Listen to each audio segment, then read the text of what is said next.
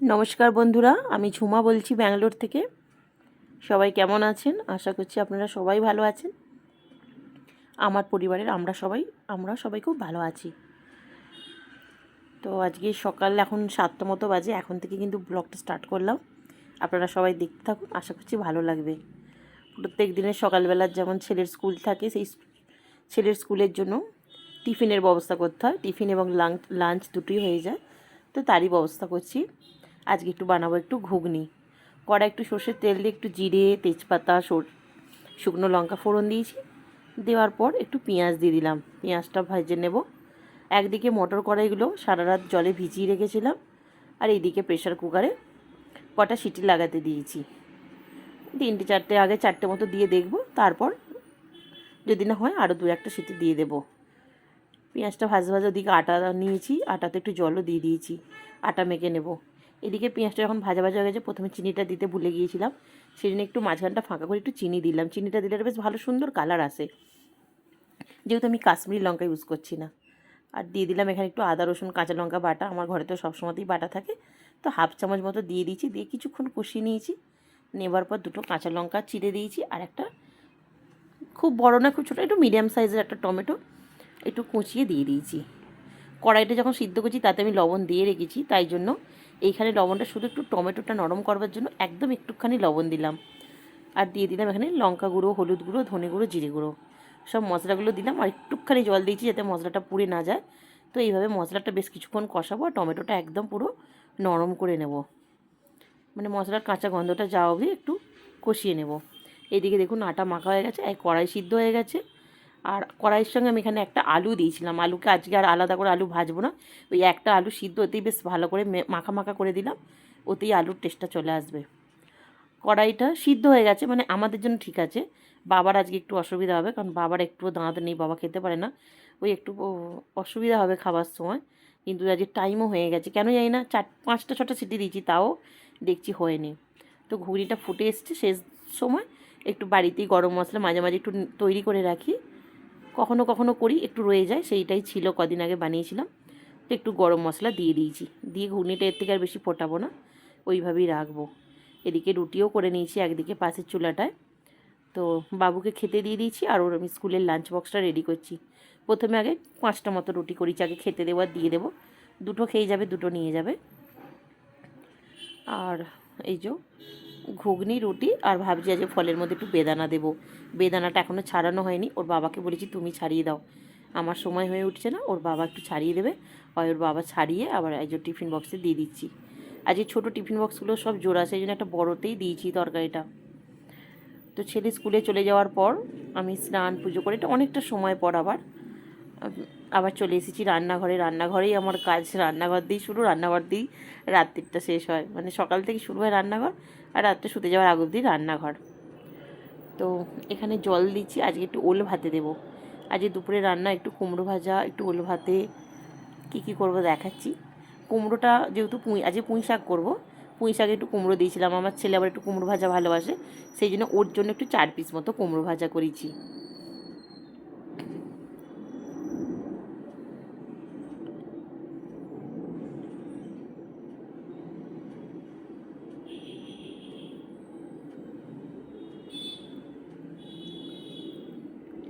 এইখানটা বোধহয় ক্যামেরাটা বোধহয় আমি অফ করিনি, এমনিই রেখে দিয়েছিলাম বন্ধুরা, যেমন একবার একবার রেখে দিই, একবার একবার করি, তাই জন্য মনে হচ্ছে এরকম হয়ে গেল। কিছু মনে করবেন না, এরকম তো অনেক সময় ভিডিও করতে গিয়ে হয়ে যায় তাড়াতাড়ির সময়, তাই না? তো কুমড়ো ভেজে কতগুলো মুসুর ডালের বড়িও ভেজে তুলে নিয়েছি, আর সেই তেলের কড়াতে একটু কাতলা মাছের মাথা ছিল, সেই কাতলা মাছের মাথাগুলো ভাজতে দিয়েছি। চারিদিকে জলটা ফুটে উঠতে ভাতের চালটা ধুয়ে দিয়ে দিয়েছি, ভাতটা হতে থাকবে, ওলটাও সিদ্ধ হতে থাকবে। তো এদিকে একটু শুকনো লঙ্কা আর 5 ফোড়ন দিয়েছি, মুড়োটা ভেজে তুলে নেওয়ার পর সেই তেল, কড়াই যে তেল ছিল তাতে দিয়ে এবার আলু, কুমড়ো আর যে পুঁই শাকের ডাঁটা সেইগুলো, আর একটু পেঁপে দিয়েছিলাম আজকে, সবজিটাকে খুব ভালো করে ভেজে নেব, তারপর শাকটা দেবো। একটু হালকা হলুদ দিচ্ছি ভাজার জন্য, একটা ভালো কালার আসার জন্য।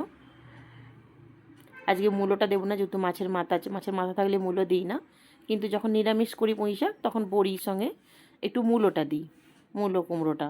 কিন্তু আজকে তো মাছের মাথা আছে, সেই জন্য আর মূলোটা দেবো না। মূলোর গন্ধ মাছের গন্ধ দুটো আলাদা, দুটো একসঙ্গে আমাদের বাড়িতে এইভাবে কখনো হয় না, আমি কখনো করিনি। তো অনেকটা সবজিটা বেশ 4-5 মিনিট মতো ভাজা ভাজা করে নেওয়ার পর এবার পুঁই পাতাগুলো দিয়ে দিয়েছি, যেহেতু অনেকটা সেজন্য আগে একটু ঢাকা চাপা দিয়েছি। একটু নরম হয়ে আসলে তারপর আবার উল্টে পাল্টে নেব। এদিকে ভাতও ভালো রকম ফুটছে টকবক করে। ওলটা মাঝে মাঝে দেখছি সিদ্ধ হবে কিনা, ওল সিদ্ধ হয়ে যায়, করলাটা সিদ্ধ হয় না। যতক্ষণ এদিকে রান্নাটা হচ্ছে, আজকে করব বাটা মাছ। অনেক দিন পর বাটা মাছ পেয়েছি। তো বাটা মাছের মশলার জন্য একটু সর্ষে, কাঁচা লঙ্কার একটু আদা আগে শুকনোভাবে একটু গুঁড়িয়ে নিয়েছি। একটু লবণ দিলাম, এখানে দিচ্ছি হলুদ, একটু লঙ্কা গুঁড়ো, আর একটু দিয়ে দেবো জিরে গুঁড়ো, আর একটু ধনে গুঁড়ো। অন্য মাছ হলে সর্ষে বাটাতে যখন ঝাল করি টমেটো দিই, কিন্তু আজকে বাটা মাছ বলে আজকে টমেটোটা দিইনি। ওই একটু আদা, সর্ষে, কাঁচা লঙ্কার বেশ ঝাঁঝটা, ওইটা বেশ ভালো লাগবে, সেজন্য টমেটোটা আজকে দিইনি। টমেটো দেওয়া যায় কিন্তু আমি দিইনি বাটা মাছের ঝালটায়। মাঝখানে আমি একবার থালাটা তুলে শাকটা একবার নেড়ে চেড়ে দিয়েছিলাম বন্ধুরা, তখন আর ভিডিওটা ক্যামেরা করা হয়নি। তখন ক্যামেরার দরকার ছিল না, ক্যামেরা অন রেখে দিয়েছিলাম। মানে এক এক সময় হয়ে যায়, আপনারা যারা ভিডিও করেন তারা তো জানেন, এরা মাঝে মাঝেই হয়ে যায়। হয়তো অনেকে ওখানটা কেটে দেন, আমার ছেলে থাকলে করে দিতে পারতো, কিন্তু আমি এখনও এইটা ঠিক পারি না। তো সবজিটা দেখুন বেশ ভালো রকম মজে এসছে শাকটা। সেই সময় একটু আদা বাটা আর একটু লঙ্কা গুঁড়ো, হলুদ গুঁড়ো, ধনে গুঁড়ো, জিরে গুঁড়ো, যা যা মশলা সেগুলো দিয়ে দিলাম। দিয়ে বেশ কিছুক্ষণ কষিয়ে নেওয়ার পর ভেজে রাখা মাছের মাথা আর যে মুসুর ডালের যে বড়ি ভেজে রেখেছিলাম সেই বড়িটা দিয়ে দিলাম। দিয়ে এবার আবারও বেশ কিছুক্ষণ কষিয়ে নেব। আগে কতক্ষণ একটুখানি জল দিয়েছি, একবার কড়াটা, আবার ফোনটা রেখেছিলাম, কড়াটা বাঁ হাতে না ধরলে অসুবিধা হচ্ছিল আমার, যেহেতু এক হাতে ফোন থাকে ভিডিও করবার সময়। বারে বারে ভাতটা দেখছি, ভাতটা যদি আবার একটু বেশি নরম হয়ে যায় অসুবিধা হয়ে যাবে। ওলগুলো এই যে আমি আগেই বার করেছি, ওল দেখুন খুব সুন্দর সিদ্ধ হয়ে গেছে। ওলটা কাঁচা লঙ্কা, সর্ষের তেল আর একটু লবণ দিয়ে মেখে নেব। ভাতের এই ফ্যানটা ঝরিয়েছি, কিন্তু ওলটা মেখে নেব আগে থাকতেই। পুঁই শাকটা পুরো সব কিছু সবজি সিদ্ধ হয়ে গেছে। আমি শেষে দিলাম একটু চিনি, যেহেতু শাক একটু মিষ্টি মিষ্টি হবে, আর যেহেতু মাছের মাথা আছে সেজন্য লাস্টে একটু কাঁচা সর্ষের তেল দিলাম, তাহলে আঁশটে গন্ধটা একটু কম হয়। এখানে ওলটা মেখে নিয়েছি। ওল ভাতটা যদিও গরম গরম হলে খুব ভালো লাগে, কিন্তু ভাতটা খেতে খেতে ওল ভাত দুটো ঠান্ডা হয়ে যাবে। কড়াটা ধুয়ে আবারও বসিয়ে দিয়েছি, কড়া গরম করে নিয়েছি, ভালো রকম করে সর্ষের তেল দিয়েছি। পোনা, কাতলা, রুই এসব সবই সবসময় আসে, এই বাটা মাছটা সবসময় পাই না, কিন্তু আজকে বাটা মাছটা পেয়েছি। আজকে বাটা মাছের ঝাল করবো, অনেক দিনের পর বাটা মাছ পেলাম। 15 পিস আছে, একেবারে তো দেওয়া যাবে না, 5 পিস করে 3বারে ভেজে নেব আমি বাটা মাছটা। ভাত হয়ে গেছে, পুঁই শাকের তরকারি হয়ে গেছে। এইদিকে একটু বিলিতি আমড়া আছে, বিলিতি আমড়াগুলো তো অনেকটা শক্ত হয়, সেজন্য প্রেশার কুকারেই করবো। একটু সর্ষে আর শুকনো লঙ্কা ফোড়ন দিলাম সর্ষের তেলে। এবার বিলিতি আমড়াটা কেটে রেখেছিলাম, সেই বিলিতি আমড়াটা দিচ্ছি, দিয়ে একটু নেড়ে চেড়ে নিচ্ছি। একদম একটুখানি আমরা কুকারটা 5 লিটার জন্য একদম একটুখানি দেখাই যাচ্ছে না। একটু লবণ আর একটুখানি হলুদ দিলাম, দিয়ে এবার নেড়ে চেড়ে ভেজে নেব। নিয়ে একটু জল দিয়ে দিচ্ছি, দিয়ে এবার বেশ 2-3টে মতো সিটি লাগাবো। আমি বিলিতি আমরা টকটা এখনো এইভাবে কখনো করিনি, বিলিতি আমরাটা এমনি খেয়েছি, কিন্তু প্রথমে 2-3টে সিটি লাগিয়ে দেখবো, যদি সিদ্ধ হয়ে যায় ভালো, তো নাহলে আরও একটু করবো। আজকে রান্নাবান্না করে খাওয়া দাওয়া করে আজকে মাকে নিয়ে যাবো একটু অর্থোপেডিক ডাক্তার দেখাতে।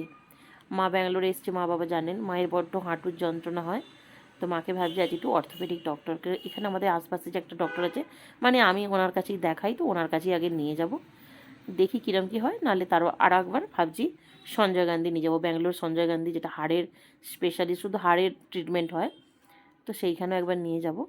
তো বাটা মাছটা ভাজার পর তেলের মধ্যে ওই সর্ষে, যা যা মশলা বেটেছিলাম, কাঁচা লঙ্কা, আদা, সেই মশলাটা দিয়ে কিছুক্ষণ কষিয়ে জল দিয়ে দিয়েছি। একটু স্বাদ অনুযায়ী লবণটা চেক করে দেখে নিয়েছি, আর মাছগুলো দিয়ে ফুটিয়ে নেব, নিলেই তৈরি হয়ে যাবে আমাদের আজকে দুপুরের মতো রান্না। এদিকে লাস্টে যখন আমরা দিলাম একটু সিদ্ধ হয়ে এসেছি, এবার এখানে একটু গুড় দিলাম। ভাজা মাছ আমাদের 3জনের, 2জনের রেখেছি, ওর বাবার আর আমার মায়ের, এইটা আমাদের 3জনের 3টে রেখেছি, আমার ছেলের আর আমার বাবার জন্য। খাওয়া দাওয়া করে বিকালবেলা ডাক্তারখানাও এসে গেছি, মা বাবাকে নিয়ে, এখনও ডাক্তারখানা খোলেনি, বসে আছি। 6টায় ডাক্তার আসবে, 6টায় খুলবে, এই যে বন্ধ আছে। তাহলে আজকের মতো ভিডিওটা এখানেই শেষ করলাম, আবার দেখা হবে।